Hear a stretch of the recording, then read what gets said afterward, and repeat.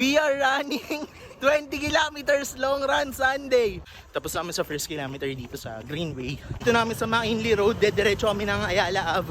Tapos pag diretso namin ng Ayala Ave, ikot kami sa Ayala Triangle.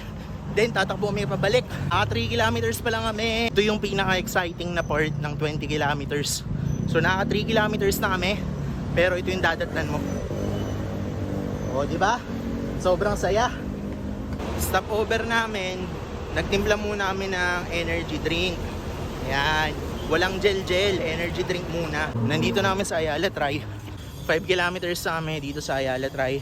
Bago kami bumalik ng BGC, dapat maka at least 15 kilometers kami dito sa within Ayala. Dito namin sa Salcedo. Nasa Bendian na kami papuntang Legazpi. Namin sa Legazpi Mini Park. Sobrang dami rin tumatakbo dito. Ito na ulit kami sa Ayala Ave. Pabalik namin ng BGC. Grabe, in-enjoy namin yung buong Makati. Pumunta kami ng Ayala Tri, Salcedo, Legazpi.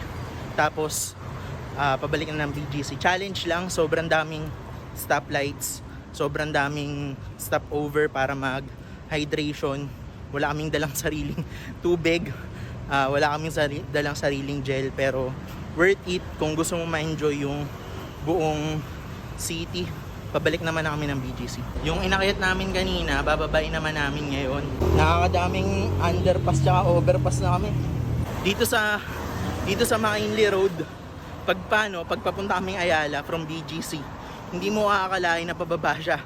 Pero from Ayala, pabalik ng BGC dito sa McKinley Road, pababa pala yung tinatakbo namin. So ngayon, pataas naman siya. So sobrang taas, ang hirap umakyat. Ito namin sa BGC.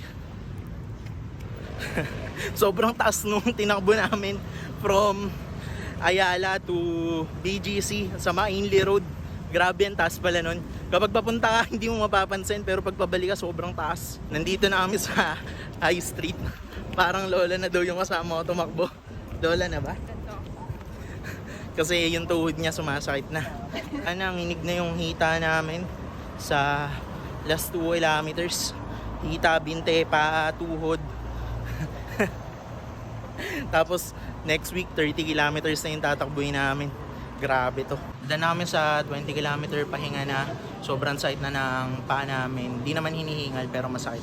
Tapos bibili siya ng bagong sapatos. Yan o. Susukat na ng Boston 30, no?